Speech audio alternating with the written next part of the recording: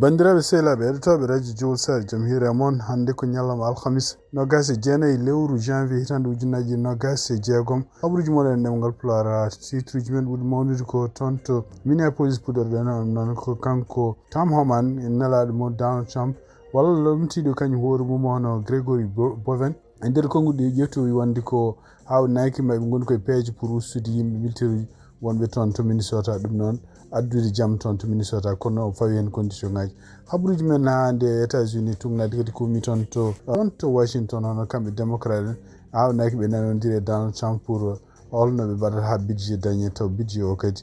no démocrate en jiiri ni kala ko fati e immigration ala hen habaruji men international manaw en toon to Italie d' abord ko siftinde wona ka Jeux olympiques foti wadde toon hakkude jeegom e nogas ɗiɗi lewru février kamɓe États-Unis mbino homo nel toon ice kono en wayno oɗo saha joni walla yimɓe Italie naɓe mbi ko ice bismaka toon habaruji men international kadi ma jokkodiri hono Mamadou Samba Diallo habaruji parɗi diwanuji toon to Mauritanie ko ɗum woni titruji men ɓuuri mawnude oɗo journal ma en gartu joni joni jañɗen hen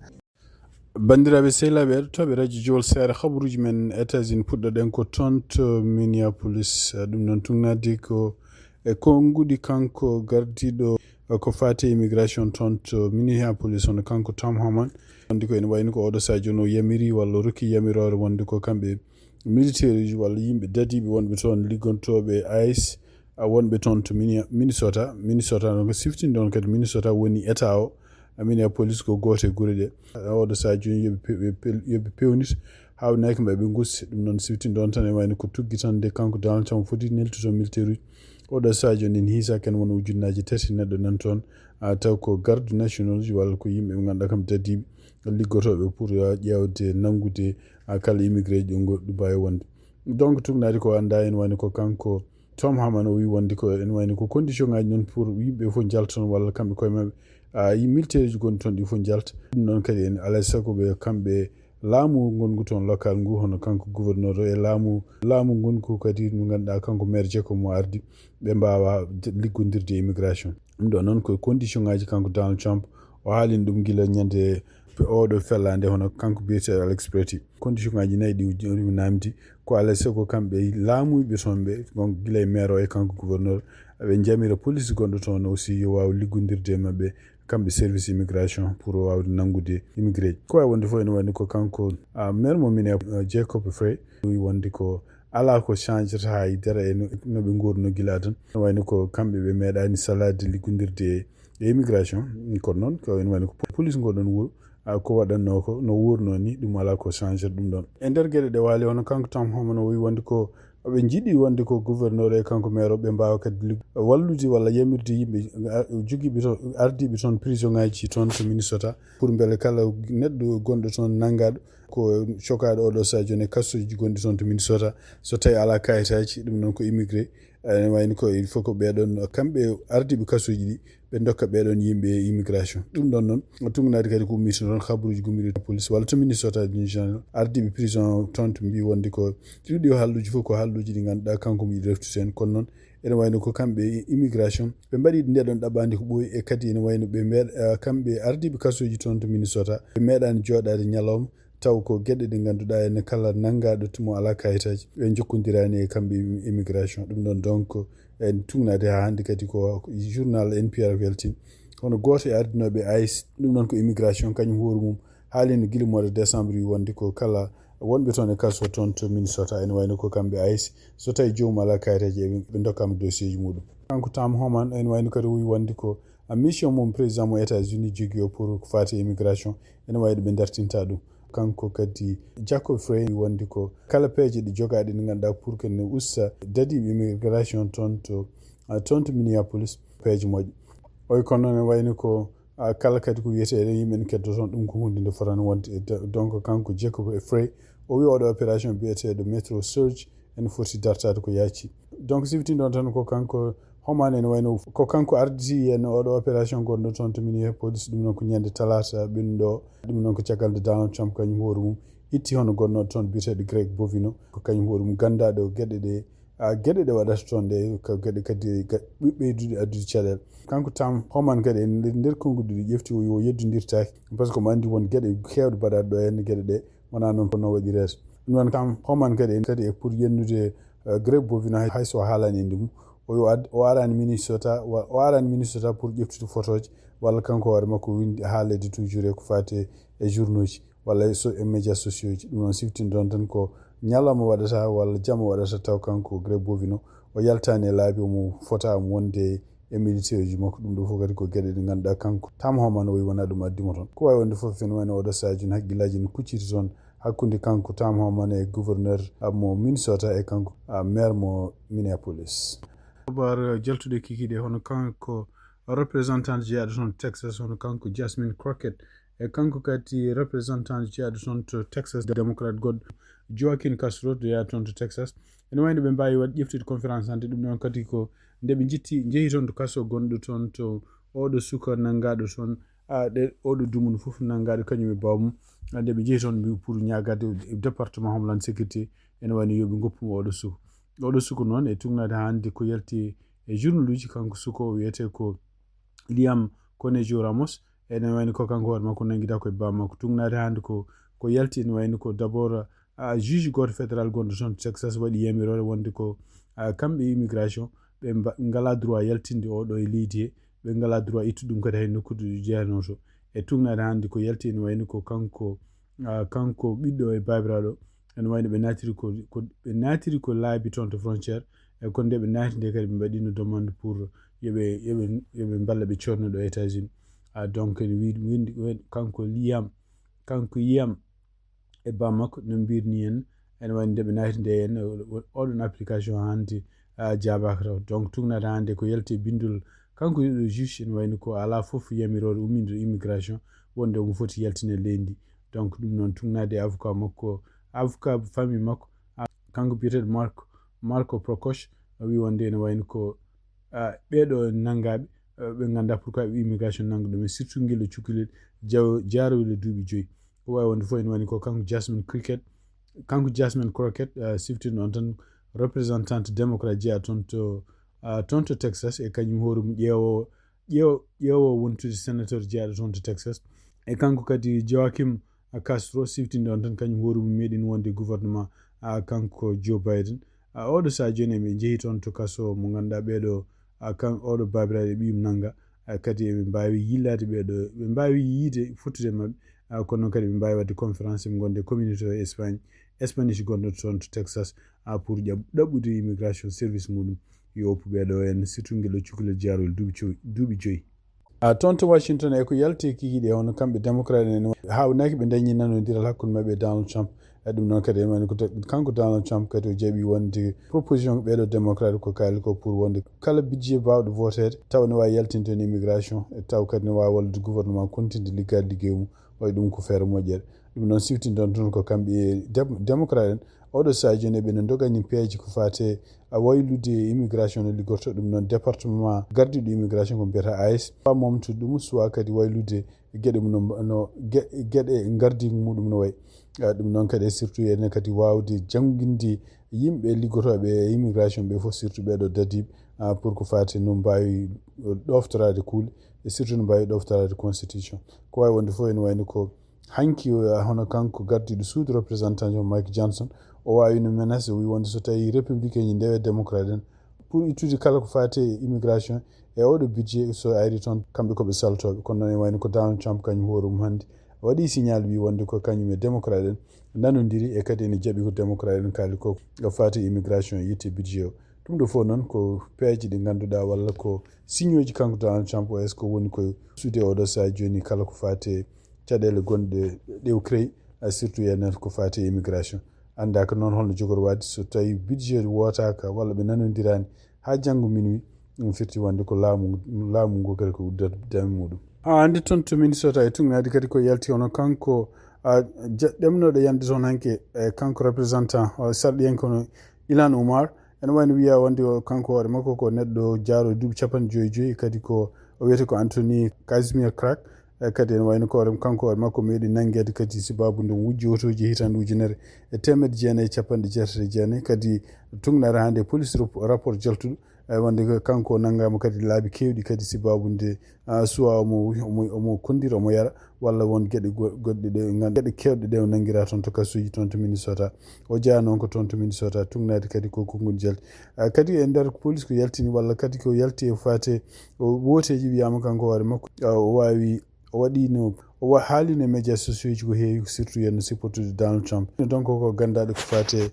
bonandeji makko ɗo toon to Minnesota siftinde on tan kanko président Donald Trump e nder réaction ngaji ɗi waɗi ko réaction ngaji toujours tungnade hande CNN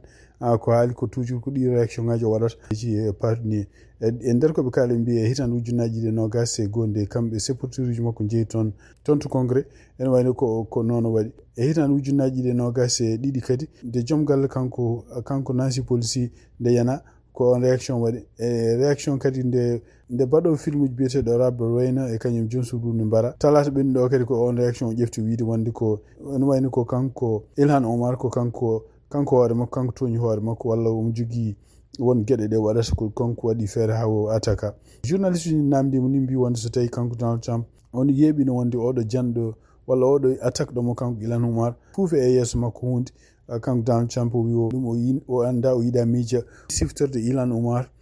par ce que Ilhan Omar ko neɗɗo fraude o wi wonde ko kanko Donald Trump kadi ene wawi ko taw ko Ilhan Omar kañum hoore mum fuufi ɗum e yeeso muɗum ko wawi wonde fof ɗum ɗo kadi siftinde on ko kanko Donald Trump nde o fella walla nde neɗɗo ɗeɓi felludemo e campagne makko kanko Ilhan Omar e nder konguɗi ɗo haali wi wonde kala ko fate violence kutorade doole pour ganjimi walla wardimi ɗum ko hunde fonde condamnede kono e wonde Donald Trump wona ɗum woni réaction mum bandiraɓe sehilaɓe heɗotoɓe radio Jowol Sahel habaruji men international guiɗɗen ko jokkodirde e Mamadou Samba Diallo roken d' abord habaruji diwanuji kewɗi toon to Mauritanie Mamadou Samba Diallo bisimilla kabaruji men e nder diwanuji leydi Mauritanie gaddortoɗen ko to diwan mo hawdu Asharqi gomu ƴellitare diwan hawdu Sharqi joɗima toon jonde muɗum arwanire e ndeɗo hitande hikka hitande ujunnaji ɗiɗi e nogas e jeegom fandare jonde nde ko ngam ƴewde ginol golle mabɓe e ndeɗo hitande ginol golle mabɓe noon ko ni sifori ɗum ɗon ko ƴewde cimtol hakkunde jonde gadorɗe ɗiɗi mo gomu o wawde kadi jalɗinde e sifde tafgo feere ƴellidde e wadde investissement e hitande ujunnaji ɗiɗi e nogas e jeegom ko noon yewtidde e ko fati e gueɗe goɗɗe cariɗe e nder hen noon hono kanko hoorejo gomu ƴellitare diwan hawdu Sharqi o ƴetti konngol udditurgol ɗo session yetti kamɓe kadi arɓe tawtorede session e ngol ɗo lawol to diwan hawdul garbi to wuro muɗum Ayun wuro lamorgo ngo ton kadi ko jonde waɗi toon tawi ko jonde gomu diwan yankeje ko fati e ƴellitare diwan hawdu al garbi e jonde nde waɗi koye gardugol walimo diwan hawdul garbi biyeteɗo Mohammed Mawlud nden ɗon jonde e oɗo gomu fati koye jonde nde joɗodi e lapol fedde CSA woni fedde daranide kisal ngura ɗum ɗon ko wawde tajje lowed fedde kisal ngura ma waw wadde hen kadi programme muɗum e ndeɗo hitande hikka ɗen ɗon taƴe fof ma watta fodde wonde temedde ɗiɗi foyre ko ɗum ɗon woni ko dotta ngam waɗanede tajre ma fedde kisal ngura woni fedde CSA waw wadde hen golle muɗum e wallide kadi ɓesguji lefɓe e famarɓe hattan to banggue ngura wonɓe e ɗin ɗon nokkuji ciftinen gomu ngu jonde muɗum ndeɗo ene wawi tawtore hen terɗe kewɗe wonande gomu ƴellitare diwan hawdul garbi to diwan Asaba e wuro muɗum lamorgo Kifa toon ne ko hono nden ɗon jonde joɗino toon e ñalawma hanki o waɗi koye gardagol waali mo diwan Asaba joɗodade e lappol fedde CSA ƴewde fedde CSA to wawata wadde liggeyaji muɗum e nder diwan Asaba tawi kadi ena taƴe hen lo e lowre fu kadi no mbirɗe nima fodde wonde hen temedde ɗiɗi foyre hoɗɓe e muɗum diwan gorgol lamorgo mudum wuro kay haydi wadi ton ko atelier walla kadi heblo gondon heblo fati koy fere gendire gam natinde e jellidde haqqeji ben don dawabe terde yubbini dum ko jagorgal golle rendo kam e cukaku e poye golle de mbadi koy gargol cuko walimo diwan gorgol betedo Abdul Fattah Ahmeiti e tawtorede hakem mo département kay haydi betedo Sidna Wul Hammadi Wul Zainal Abidin dum don non birden ni fati ko wallude ben don dawabe terde walla wetebe jom siujen e natinde kadi jellidde ngurda mumen e fere ngendire ngendi leydi Mauritanie.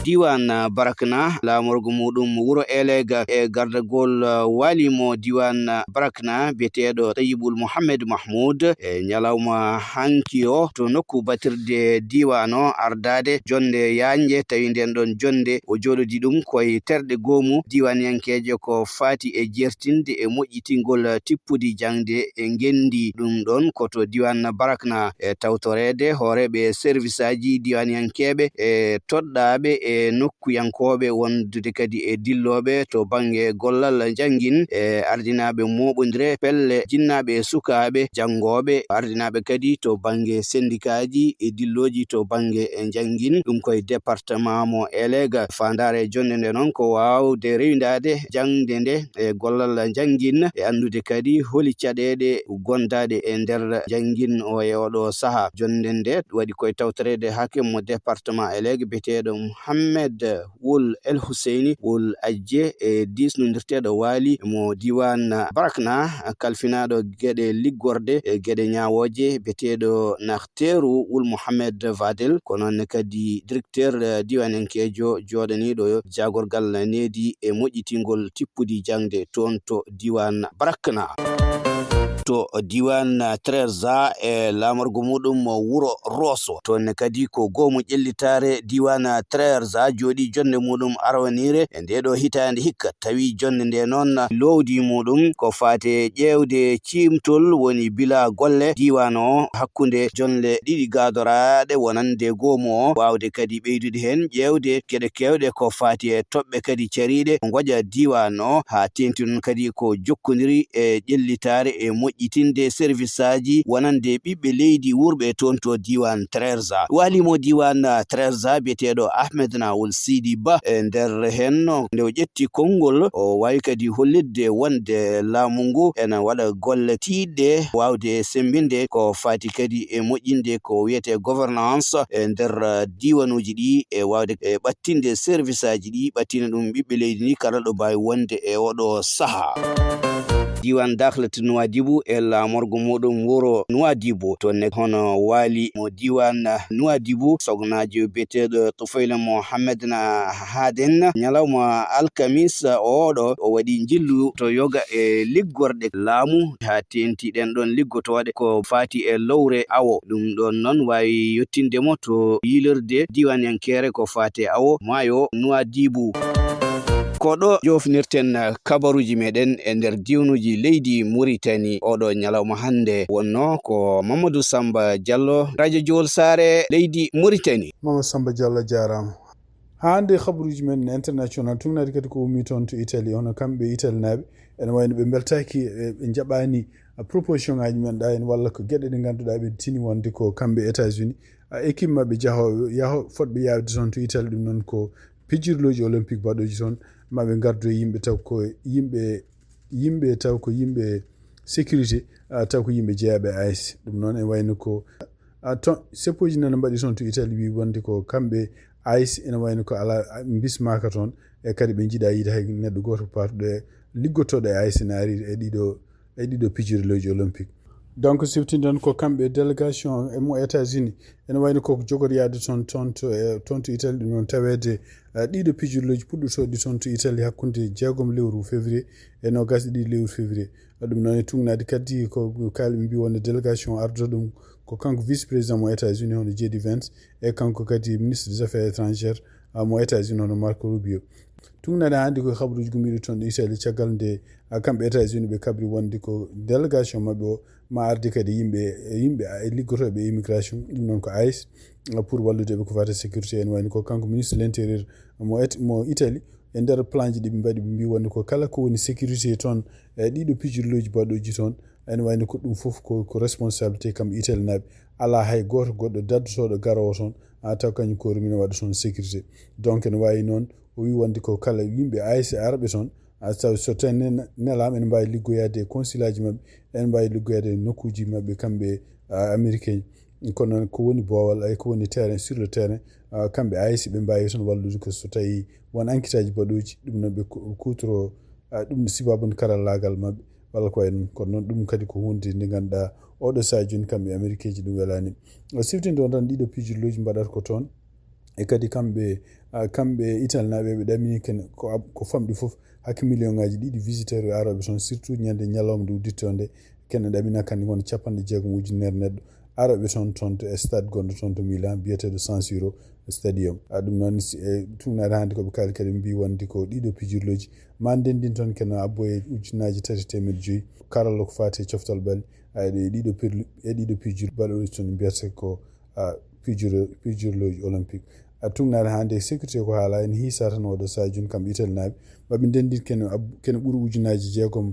dadiɗo ɗum noon kadi ko rende nokkuji ɗi fijireɗo e wonde kadi hakkude laabi ɗi e surtout kadi toppitade ko fate sécurité parɗo ene e internet ko mbiyata cyber sécurité ko wawi wonde fof ene wayno oɗo saha joni ngal ɗon poɗidal gongal hakkude AIS kamɓe Italie ene wayno yettima toon to laabi ene wayno yimɓe kadi nana ceppaton toon to Italie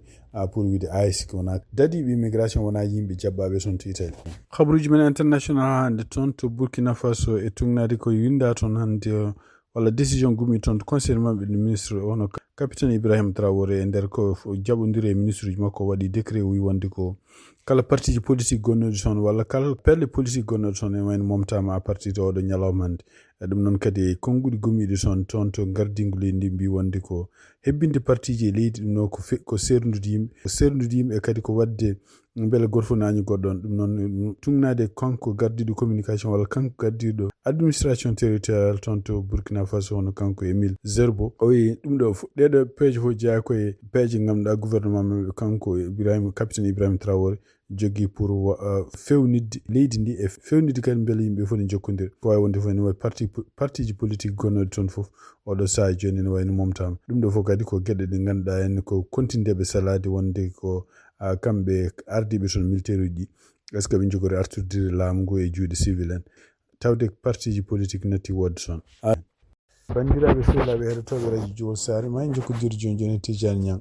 Niang bisimilla ma e coftal ɓalli etiyankoɓe haalirde radio Jowol Sare gadorɗen kabaruji men coftal ɓalli koye nder leydi Mauritanie jencudi championnat mo leydi Mauritanie 2e division kiiɗe hande 3e journée kippu SR mo Arafat kañum heɓi fartange yesso kippu olympique mo Sam logguiɗi ɗe ndiga FC Amitié 2020 kañum heɓi fartange yesso kippu FC Was taw ko logginayi loggol gotol pottel sakkede 14e journée kiiɗe hanki to Stade Cheikh Boydi Nouakchott mo académie kañum heɓi fartange yesso kippu FC Tabrak Zain logguitete loggol gotol hono international mauritanien Khadim Diaw kiiɗe hanki signini contrat to championnat mo leydi Libye club Benghazi club biteɗo Al Nassr contrat o ma dum ha hitande ujunnaji ɗe 27 championnat Ouagadougou hitande ujunnaji ɗe 25 hitande ujunnaji ɗe 26 Inter Arena kihiɗe janggo so woni 15h GMT kippu Sehil Babe ma hiwdir kippu Diadji Binni 15h40 GMT awoynit ma jabbo kippu Salk 16h20 GMT kippu Diala ma hiwdir kippu Dafor 17h GMT Kumbu ma hiwdir kippu Sabou Siré 17h40 GMT Bulli ma hiwdir kippu Bouanza so woni 20h20 GMT Gori ma hiwdir kippu Kalignor Potel Saket 21h GMT Tulel ma hiwdir kippu Komodaw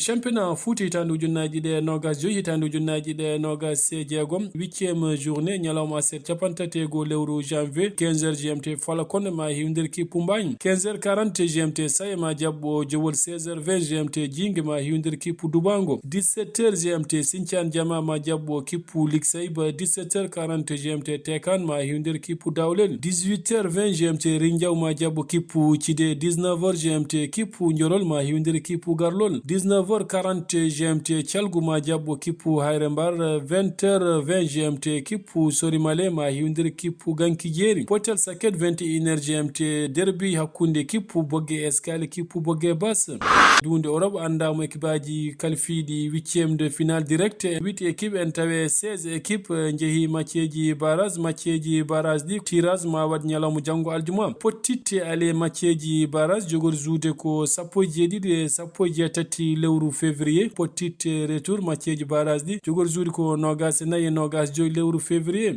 Arsenal, Bayern de Munich, Liverpool, Tottenham, équipe FC Barcelone, Chelsea, Sporting, équipe Manchester City. Ɗiɗo équipaji jeetati qualifima directement 8e de finale. Équipaji sappo e jeegom ma pettit barrage aller retour ko kippu Real Madrid, Inter de Milan, Paris Saint-Germain, Newcastle, Juventus, Atletico Madrid, Atlanta Bergame, Bayern Leverkusen, Dortmund, équipe Olympiakos, Club Brugge, Galatasaray, Monaco, Karabakh, équipe Kilik, équipe Benfica. Championnat mo leydi Espagne 20h GMT. Espagnol Barcelone ma hiwdir kippu Deportivo Alavés so woni 20h GMT. Championnat mo leydi France Ligue 1 19h45 GMT. Lens ma jabbo kippu Le Havre. CAF commission kalfinade ko fate nedi woni commission discipline yaltini bayinago mum caggal pottal hakkunde kippu Maroc e kippu Sénégal eɗen gandi waɗi no caɗele no fewi. Commission discipline mo CAF yaltini ko fate sanction. Keblowo kippu leydi Sénégal Pape Thiaw amandama ko fate pottitte joyi tawtirtaki ene waɗi amande ko fate koporeje. On jouruji ɗiɗi équipe nationale mo leydi Sénégal Elimane Ndiaye e biteɗo Ismaïl Sarr ɓeɗo ɗiɗi fof sanctionnama pottitte ɗiɗi. Fédération mo leydi Sénégal sanctionnama ko fate amande kalis ko noon kadi on nando mabɓe fédération mo leydi Maroc. Hono latéral équipe nationale mo leydi Maroc Asraf Hakimi sanctionnama pottitte ɗiɗi taw gotal hen ko Sirsi ene yowa. Kabruji men cofsal balli ko ɗo kaaɗi en calmini hettiyankoɓe haalirde radio Jowol Sar to mbawi wonde fof musidɗo moon Tijane Niang Nakshot gam radio Jowol Sar international. Tijane Niang jara Oumar Samba Diallo jaram bandiraɓe sehilaɓe heɗotoɓe radio Jowol Sar habaruji min jogo noon hannde ɗemgal Pulaar e oɗo jaam alhamis 29 lewru janvier hitanɗe ujunaje 20 gasi haalaɓe yen mbaali jaam ha janggo kadi on jaram.